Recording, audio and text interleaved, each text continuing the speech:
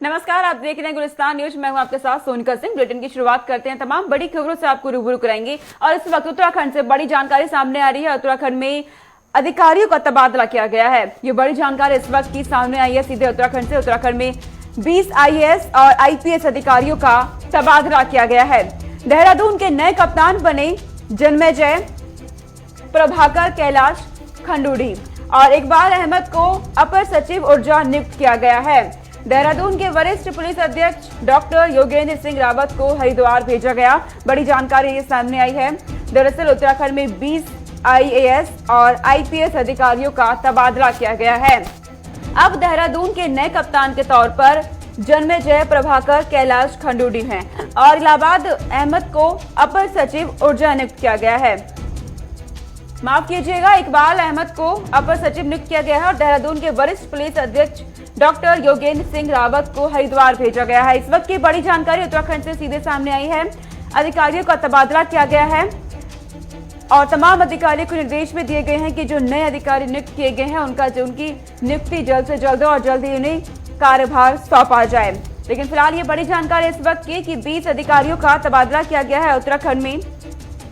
अब देहरादून के वरिष्ठ पुलिस अध्यक्ष डॉक्टर योगेंद्र सिंह रावत को हरिद्वार भेजा गया है और इकबाल अहमद को अपर सचिव ऊर्जा नियुक्त किया गया है और इसी के साथ जन्मेजय प्रभाकर कैलाश खंडूड़ी को देहरादून का नया कप्तान बनाया गया है। अब तकरीबन सूचना के मुताबिक 20 अधिकारियों का तबादला कर दिया गया है और नए अधिकारियों को जिम्मेदारी सौंपी गई है। अब इस वक्त की बड़ी जानकारी सामने आ रही है सीधे उत्तराखंड से। अपर सचिव ऊर्जा इकबाल अहमद को नियुक्त किया गया है। अब उनके ऊपर यह जिम्मेदारी होगी और देहरादून के नए कप्तान के रूप में जन्मेजय प्रभाकर कैलाश खंडूड़ी को नई जिम्मेदारी दी गई है और देहरादून के वरिष्ठ पुलिस अध्यक्ष डॉक्टर योगेंद्र सिंह रावत को हरिद्वार भेजा गया है। इस वक्त की बड़ी जानकारी ये सामने आई है। ये तबादला किया गया है उत्तराखंड सरकार में। 20 IAS और IPS अधिकारियों का तबादला किया गया है। तो बड़ी जानकारी इस वक्त की सीधे उत्तराखंड से सामने आई है अधिकारियों के तबादले की। अब नए अधिकारियों को जिम्मेदारी सौंपी गई है। देहरादून के नए कप्तान जन्मेजय प्रभाकर कैलाश खंडूड़ी को बनाया गया है और वरिष्ठ पुलिस अध्यक्ष के रूप में डॉक्टर योगेंद्र सिंह रावत को हरिद्वार भेजा गया है और देहरादून के नए कप्तान के रूप में अब जन्मेजय प्रभाकर कैलाश खंडूड़ी है। आपको इसी के साथ ये जानकारी दे दें कि जिस तरीके से अधिकारियों का तबादला किया गया है,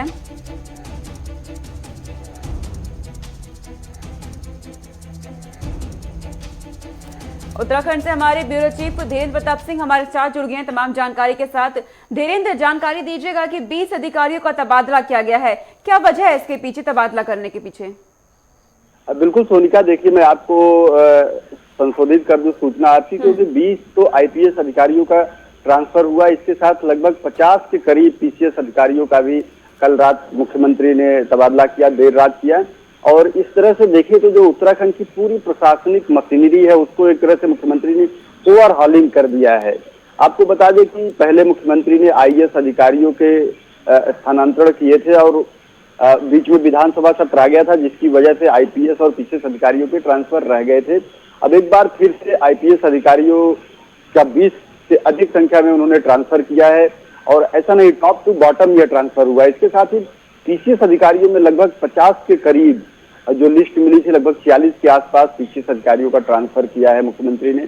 और मुख्यमंत्री का पूरा जोर है कि चुनाव के पहले तक जो प्रशासनिक मशीनरी है वो इतनी एक्टिव कर दी जाए कि जो भी उनकी घोषणाएं हैं वो धरातल पे दिखाई दे। यानी जब भी 2022 के चुनाव में पार्टी उतरे, यानी भारतीय जनता पार्टी उतरे, तो इस मुख्यमंत्री के नेतृत्व में जो मशीनरी है उसकी बनाई हुई एक लंबी लिस्ट हो मुख्यमंत्री के हाथों में, जो आम जनता को दिखा सके कि बेहद कम समय में कितनी सारी चुनौतियों पे उन्होंने विजय पाई और किस तरह से प्रशासनिक मशीनरी के बलबूते उन्होंने तमाम जो जनहित की योजनाएं थी उसकी न केवल घोषणा की बल्कि उनको समय से पहले पूरा करके जनता को लोकार्पित कर दिया। तो उनका तो इस तरह से कल जो देर रात इस तरह के स्थानांतरण हुए हैं बहुत बड़ी संख्या में, वह बताते हैं कि मुख्यमंत्री की जो कार्यशैली है वो किस तरह की है और आगे वो किस तरह का प्रशासन प्रदेश को देना चाहते हैं। यानी धीरे धीरे ये माना जाए कि अब उत्तराखंड सरकार यानी सीएम पुष्कर सिंह धामी भी अब अपनी नई टीम के साथ आगे काम करने के लिए तैयार हो गए हैं। अब बिल्कुल सोनिका, देखिए जितनी बड़ी संख्या में आईएएस, आईपीएस और पीसीएस अधिकारियों के ट्रांसफर मुख्यमंत्री ने पिछले 2 महीने से कम समय में किया है, निश्चित रूप से उनका कुछ विजन होगा। और मुख्यमंत्री की एक खासियत है कि वो यहाँ के प्रत्येक अधिकारी से व्यक्तिगत परिचित है, क्योंकि विधायक के तौर पे पिछले 10 सालों में उन्होंने लगातार मुख्यमंत्री सचिवालय से लगा के विधानसभा सचिवालय और तमाम ब्यूरोक्रेसी में उनकी अच्छी पैठ मानी जाती है और प्रत्येक अफसर को व्यक्तिगत जानते हैं, उसकी कार्यशैली को पहचानते हैं, कौन अफसर रिजल्ट ओरिएंटेड है यह बहुत अच्छी तरह से जानते हैं। तो इसलिए उनके द्वारा इस किए गए बड़ी संख्या में किए गए ट्रांसफर से लोगों को भी उम्मीद बधी है कि मुख्यमंत्री ने जिन अधिकारियों को नई जिम्मेदारी दी है, निश्चित रूप से वो एक बड़ा परिणाम देंगे और चुनाव के पहले तक मुख्यमंत्री की तमाम जो कल्पनाएं हैं, जो उनकी घोषणाएं हैं, उसको साकार करेंगे, धरातल पे उतारेंगे और आम जनता तक, जो कहते हैं कि सरकार आम जनता के द्वार, तो पूरी कोशिश है कि मुख्यमंत्री सरकार को आम जनता के द्वार पहुंचाए। ठीक है धीरेन्द्र, तमाम जानकारी आपने दी, बहुत शुक्रिया हमारे दर्शकों तक तमाम जानकारी विस्तार से पहुंचाने के लिए। आगे रुक करते हैं, उत्तराखंड से कोरोना की अपडेट सामने आई है। दरअसल उत्तराखंड में कोरोना के नए संक्रमित मिले हैं, 14 संक्रमित सामने आए हैं और मामले कम होने लगे हैं एक बार फिर से, लेकिन एक मरीज की मौत हुई है, ये जानकारी सामने आई है। दरअसल एक मरीज की मौत हो गई है और उत्तराखंड में जिस तरीके से मामले सामान्य तो होने छोड़ रहे हैं, लेकिन तीसरी लहर का भी खतरा है उत्तराखंड में देखा जा रहा है, डेल्टा प्लस का खतरा भी अलग है। तो ये बड़ी जानकारी इस वक्त की सामने आई है कि उत्तराखंड में 24 घंटे में 14 नए संक्रमित मामले सामने आए हैं और एक मरीज ने कोरोना से अपनी जान भी गंवा दी है। और इसी के साथ आपको बताते चले कि उत्तराखंड में अब सक्रिय मामलों की संख्या 393 पहुंच गई है। तो ये बड़ी जानकारी सामने आई है और कोरोना से अब तक कुल 7,388 लोगों ने अपनी जान गंवा दी है। ये कुल आंकड़ा है जिन्होंने अपनी जान गंवा दी है। 7,388 लोग ऐसे हैं जो कोरोना के चलते अपनी जान गंवा चुके हैं और बीते दिन भी एक मरीज की मौत हो चुकी है। 24 घंटे में 14 नए संक्रमित उत्तराखंड में मामले सामने आए हैं। हालांकि देखा जा रहा है कि कोरोना की रफ्तार जरूर थमने लगी है। धीरेन्द्र लगातार हमारे साथ जुड़े हुए हैं तमाम जानकारी के साथ। धीरेन्द्र, आपने सुना कि उत्तराखंड में कोरोना के नए मामले सामने आए हैं 14 और एक मरीज की मौत भी हुई है। अब आपके पास क्या जानकारी, स्वास्थ्य विभाग कितना अलर्ट है क्योंकि मौत भी होने लगी है? बिल्कुल सोनिका, देखिए कोरोना की तीसरी लहर की आहट तो जरूर महसूस की जा रही है। देश भर के अलग अलग राज्यों में भी आप देखेंगे कि तो किस तरह से आंकड़े बढ़ रहे हैं। उत्तराखंड में भी उसी तरह से आंकड़े बढ़ रहे हैं। पिछले 72 घंटों के आंकड़ों की अगर हम समीक्षा करते हैं तो आपने देखा पिछले 72 घंटों में पहले 24 घंटों में 24 से अधिक लोगों को संक्रमण हुआ। उसके बाद जो अगले 24 घंटे थे उसमें 33 लोगों में संक्रमण हुआ। लेकिन अब जो लास्ट की अगर 24 घंटे की हम बात करें तो उसमें 14 पे ये संख्या आ गई। तो निश्चित रूप से सरकार की जो सख्ती है और जो लोगों में एक अवेयरनेस का प्रोग्राम सरकार चला रही है और लोग भी तमाम मीडिया माध्यमों में जो खबरें आ रही है उसको देख करके अवेयर हो रहे हैं। और जो कोविड प्रोटोकॉल को लेकर के लोग लापरवाही करते हुए देखे जा रहे थे, पिछले 2-3 दिनों में हम लोगों ने अलग अलग जगहों पे जब मुआयना किया तो ये देखा कि अब लोग काफी सतर्कता बरत रहे हैं और लोगों में इस बात का डर भी है कि तीसरी लहर अगर आती है तो उसका कितना बड़ा नुकसान हो सकता है, क्योंकि लोगों के मन में अभी भी दूसरी लहर की जो दहशत है वो गई नहीं है। लोगों ने देखा था कि किस तरह से लोगों को अस्पतालों में बेड तक नहीं मिल रहे थे, ऑक्सीजन सिलेंडर की कितनी मारामारी और कितने लोगों ने अपनी जान गंवाई। तो सोनिका, निश्चित रूप से सरकार भी तमाम जो इस तरह के संक्रमण के केसेस बढ़ रहे हैं उस पर एक सतर्क निगाह बनाए हुए है और जो पुलिस प्रशासन है वो लगातार सतर्कता बरत रहा है। चेकिंग में सख्ती की जा रही है। भीड़ भाड़ वाले स्थलों पर भी पिछले कुछ दिनों में प्रशासन ने एक तरह का चेकिंग ड्राइव चलाया है। तो उसका शायद परिणाम है कि अब जो संक्रमण की संख्या है आप देखिए वो कम हो रही है। मौत जरूर एक हुई है लेकिन मौत की संख्या भी एक को न के बराबर ही कह सकते हैं और अब तक लगभग 7300 से अधिक लोग जान गंवा चुके हैं। तो आप सोच सकती हैं कि छोटे से राज्य के लिए 7,500 के करीब लोगों की जान का जाना क्या मायने रखता है। तो लोगों के मन में जरूर इस बात की दहशत भी है और दहशत होनी भी चाहिए, क्योंकि बिना भय के शायद लोग उस प्रोटोकॉल का पालन न करते जो इस समय बेहद जरूरी है लोगों की जीवन रक्षा के लिए। सोनिका, सरकार भी अपनी सतर्कता बनाए हुए है और तमाम जो तैयारियां हैं वो मुकम्मल की जा चुकी हैं। तीसरी लहर में जो बच्चों के संक्रमित होने की विशेषज्ञ आशंका जता रहे उसको देखते हुए सरकार ने काफी अच्छी तैयारियां की हुई है। हम लोग लगातार उस पर खबरें भी दिखा रहे हैं और निरीक्षण करते हैं तो पाते हैं कि उनकी तैयारियां काफी मुकम्मल है। लेकिन अगर दूसरी लहर की तरह तीसरी लहर आ जाए तो क्या वो तैयारियां मुकम्मल जो अभी दावा किया जा रहा है सरकार की तरफ से उपयुक्त तो होगी कि नहीं, ये तो भविष्य के गर्भ में है उनका। लेकिन फिलहाल बात करें तो कॉमन पीपल और गवर्नमेंट दोनों ही मोर्चों पे, दोनों ही तरफ से एक तरह से सतर्कता बरती जा रही है सोनिका। अगर बात करें धीरे जमीनी स्तर पर क्या हालात आप देख रहे हैं कि लोग कितने सतर्क अब आपको नजर आते हैं, क्योंकि कोविड की तीसरी लहर आने की आशंका है और कोविड कर्फ्यू भी उत्तराखंड में लागू है। सुनकर देखिए, भीड़ भाड़ वाली जगहों पे कोविड का जो प्रोटोकॉल है वो कहीं न कहीं थोड़ा प्रभावित होता तो जरूर दिखता है, लेकिन एक सकारात्मक बात यह है कि उसमें बहुत सारे लोग कोविड प्रोटोकॉल का पालन करते हुए दिखाई देते हैं। एक चीज पे जरूर सरकार को ध्यान रखने की जरूरत है, जो भीड़ भाड़ वाले स्थल हैं, जैसे उत्तराखंड में देहरादून की बात करें तो जो पलटन बाजार है वहाँ काफी संख्या में भीड़ होती है, वहां पे शायद एक और सतर्क और मजबूत ड्राइव चलाने की जरूरत है चेकिंग की, और उनके खिलाफ जो इसका पालन नहीं कर रहे हैं दंडात्मक कार्रवाई भी किए जाने की जरूरत है। लेकिन जो वैसे स्थल है जहाँ पे भीड़ नहीं होती, जो सरकारी कार्यालय हो गए या प्राइवेट कार्यालय हो गए, वहाँ हम लोग जाते हैं तो लोगों को प्रोटोकॉल का पालन करते हुए देखते हैं। मास्क के साथ साथ कोविड प्रोटोकॉल का जो सबसे महत्वपूर्ण एक हथियार है यानी सोशल डिस्टेंसिंग, वो भी लोग करते हुए दिखाई देते हैं सोनिका। हाँ, ये जरूर है कि मंदिरों में थोड़ा अभी पिछले दिनों की बात करें जब कृष्ण जन्माष्टमी थी तो कहीं न कहीं कोविड प्रोटोकॉल का उल्लंघन होता हुआ दिखाई दिया था, लेकिन शायद अब जिस तरह से संक्रमण की खबरें आ रही है, उसका रेट बढ़ रहा है, तो लोगों में एक अवेयरनेस जरूर आया है और आगे शायद ऐसी स्थिति न देखने को मिले। ठीक है धीरेन, तमाम जानकारी आपने दी कि कोरोना से क्या हालात है उत्तराखंड में। प्रशासन भी बहुत कुछ व्यवस्था कर रहा है। बहुत शुक्रिया धीरेन, तमाम जानकारी हम तक पहुंचाने के लिए। आगे रुक करते हैं, एक और बड़ी जानकारी सामने आ रही है। उत्तराखंड में कांग्रेस उत्तराखंड सरकार के खिलाफ प्रदर्शन कर रही है और कांग्रेस की तरफ से बढ़ती महंगाई को लेकर, घरेलू गैस सिलेंडर को लेकर ये प्रदर्शन किया जा रहा है। कई तरह के आरोप कांग्रेस की तरफ से लगाए जा रहे हैं बीजेपी सरकार पर, और कांग्रेस ने बीजेपी सरकार के खिलाफ प्रदर्शन किया है। घरेलू गैस सिलेंडर और बढ़ती महंगाई के खिलाफ प्रदर्शन किया गया है। कांग्रेस लगातार कई तरह के आरोप भी लगा रही है। 2022 में बदलाव का मन बना रही है जनता, ये कांग्रेस की तरफ से कहा जा रहा है। डबल इंजन की सरकार से परेशान है लोग, ये कांग्रेस लगातार कह रही है। और कई तरह के आरोप भी लगाए जा रहे हैं, कई दावे कांग्रेस की तरफ से किए जा रहे हैं। कांग्रेस ये दावा कर रही है कि 2022 में कांग्रेस की सरकार उत्तराखंड में आएगी, लेकिन फिलहाल आपको जानकारी दे दें कि कांग्रेस प्रदर्शन कर रही है बीजेपी सरकार के खिलाफ, घरेलू गैस सिलेंडर और बढ़ती महंगाई के खिलाफ। कांग्रेस लगातार कह रही है कि राज्य में महंगाई बढ़ती जा रही है और जनता परेशान है डबल इंजन की सरकार से, ये कांग्रेस की तरफ से लगातार कहा जा रहा है। हालांकि वार पलटवार का दौर चल रहा है, बीजेपी की तरफ से भी बयानबाजी दी जा रही है और कांग्रेस की तरफ से भी। दोनों ही पार्टियों में इस वक्त जोरदार की टक्कर देखने को मिल रही है। अगले साल 2022 में विधानसभा के चुनाव होने हैं, उससे पहले कांग्रेस तमाम रणनीतियां बना रही है। बैठकों का दौर चल रहा है और तमाम मुद्दों को लेकर के बीजेपी सरकार को घेरा जा रहा है। अब प्रदर्शन किया जा रहा है, कांग्रेस कार्यकर्ता प्रदर्शन कर रहे हैं। घरेलू गैस सिलेंडर और बढ़ती महंगाई के खिलाफ प्रदर्शन किया जा रहा है और साथ ही ये कहा जा रहा है कि डबल इंजन की सरकार से जनता परेशान हो गई है। संचित हमारे साथ जुड़ गए हैं तमाम जानकारी के साथ।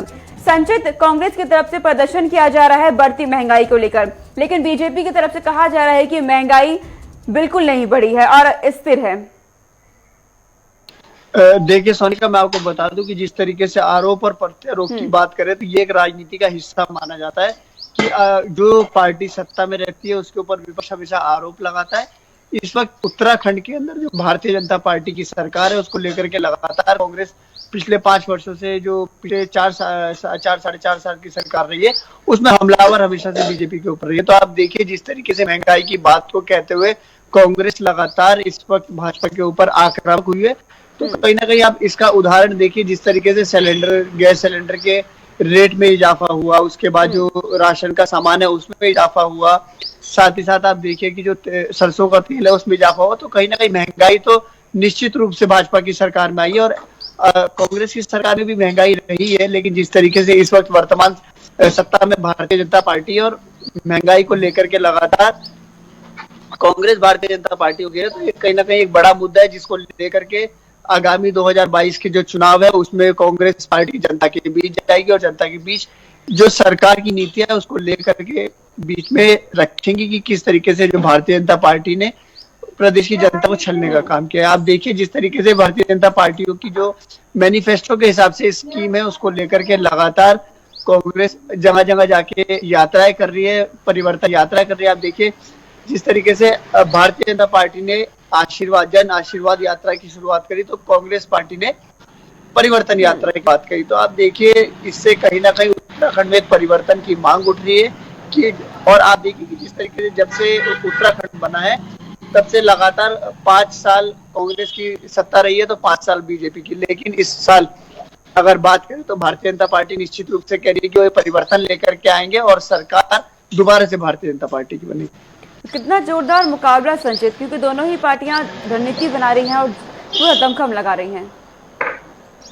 देखिए जिस तरीके से आपने मुकाबले की बात की तो सोनिका मैं आपको बता दूं कि इस बार का जो चुनावी मुकाबला है वो हमेशा से ज्यादा जोरदार रहने वाला है, क्योंकि इस बार चुनाव में जो विधानसभा चुनाव होने वाले हैं उसमें आम आदमी पार्टी भी जमकर चुनाव लड़ेगी और कहीं ना कहीं जो एक वोट बैंक का जो नुकसान है वो दोनों ही पार्टी को निश्चित रूप से होगा, चाहे उसमें भाजपा हो चाहे उसमें कांग्रेस हो। लेकिन जिस तरीके से बात करें कांग्रेस पार्टी की तो कांग्रेस पार्टी हमेशा से जो गांव के इलाके होते हैं, गांव के क्षेत्र में होते हैं, वहां पे राजनीति करती है और भारतीय जनता पार्टी शहरी क्षेत्र में।